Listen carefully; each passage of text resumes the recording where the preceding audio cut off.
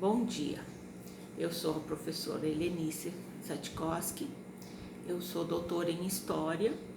e eu vou trabalhar com a turma de licenciatura em Física, a disciplina sobre História e Cultura Afro-Brasileira e Indígena. Essa disciplina, ela remonta duas leis, a Lei 10.639/03 e a Lei 11.645/08, de 10 de março de 2008. Então, nós vamos discutir um pouquinho da questão da escravidão e também abordar alguns aspectos sobre a questão indígena e o que nós, enquanto educadores, enquanto professores, devemos fazer ou trabalhar na escola para fazer valer essa legislação, bem como a inclusão das pessoas afro-brasileiras e indígenas com os seus aspectos culturais e também o debate, né, e a abolição de todo o tipo de práticas racistas que possa acontecer nos ambientes escolares. Me apresentando, eu quero fazer um diálogo com vocês de todo o processo, né,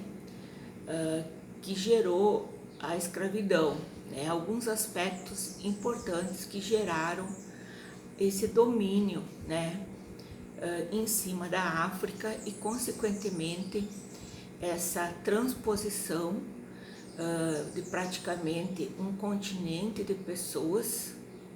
para outro continente, ou seja, a saída de entre 6 a 10 milhões de africanos que foram tirados de países, de regiões da África, né, através do tráfico, e colocados na América, tanto na América do Sul, né, especialmente o Brasil, como no sul da América do Norte, onde teve, né, os maiores índices, né, de ocupação, de colonização pelo negro, e na América Central também, onde foi, né, usada a mão de obra para trabalhar na exploração de ouro, na questão da produção de cana-de-açúcar, de cacau, enfim, de tudo aquilo que gerasse lucro para os países ibéricos, principalmente Espanha e Portugal, e também outras disputas aí com países como França, né, Holanda e assim por diante. O primeiro passo que a gente tem que entender é que foi dado, né, a partir de reuniões na Europa, das lideranças do continente europeu, uma autorização para uma partilha, né, desses países, né, e a gente vai ter, tanto no processo de colonização nas grandes navegações em 1500, como posterior após a Segunda Guerra Mundial. Então a África, ela vai ter dois momentos extremamente de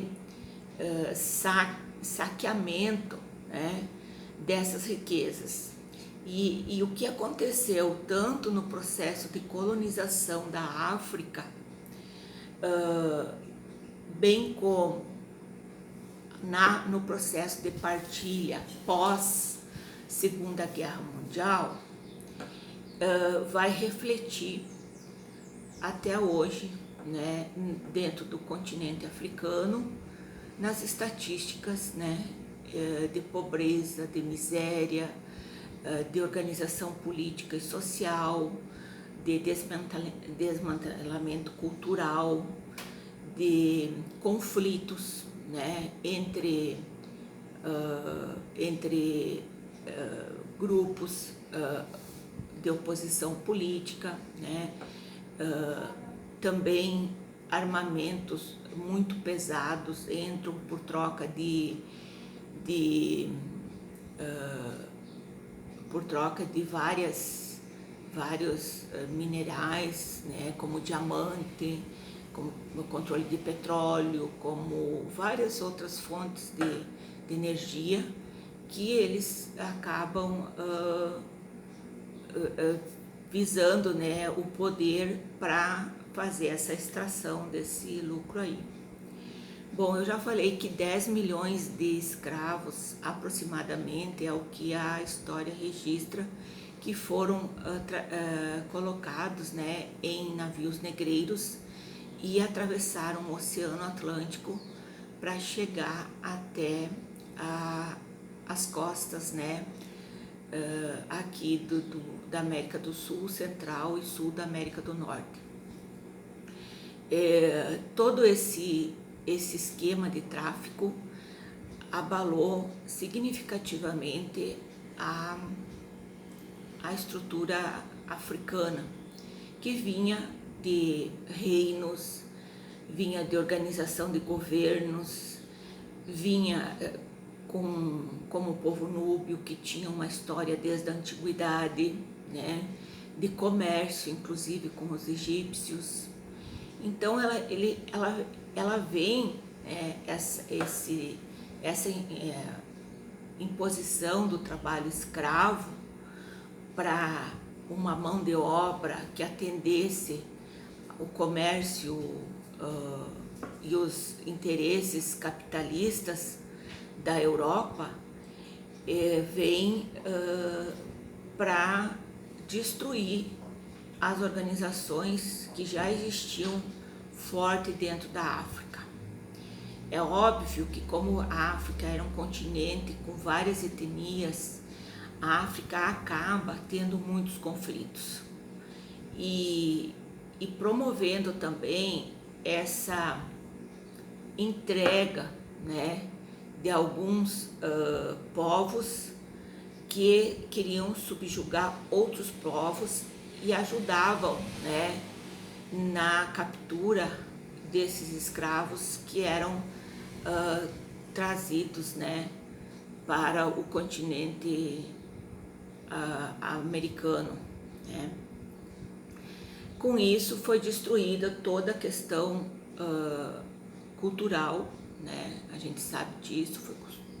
destruída parte da questão cultural. E os escravos que chegaram no Brasil, eles eram vendidos, né, a exemplo de Salvador, no Pelourinho, e lá no Pelourinho, então, eram colocado o preço não pela pessoa, mas pela peça. Então, chegavam muito debilitados, os que chegavam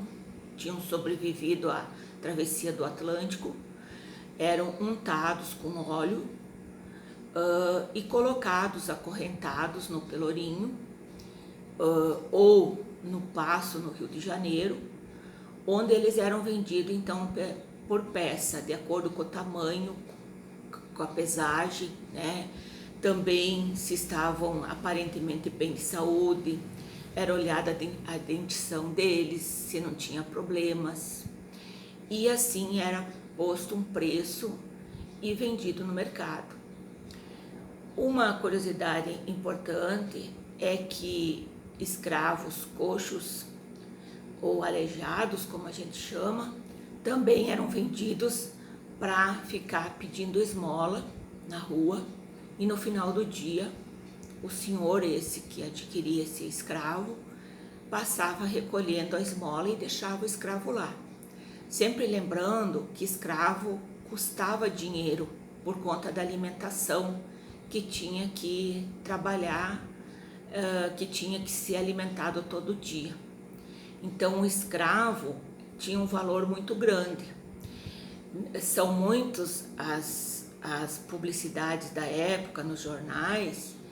que os senhores de escravo lamentavam a perda de algum escravo por conta de suicídio ou por conta da morte mesmo do escravo, porque eles perdiam valor, perdiam dinheiro. Eles não estavam perdendo uma vida humana, eles estavam perdendo dinheiro. Bom, aqui a gente trabalhou até essa parte da travessia. Tem um livro muito importante que é do Manolo Fiorentino,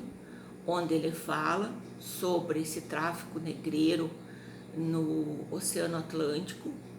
e como que era feita essa companhia, né, essas companhias de tráfico, e aborda inclusive a questão de mulheres que atuavam junto com os maridos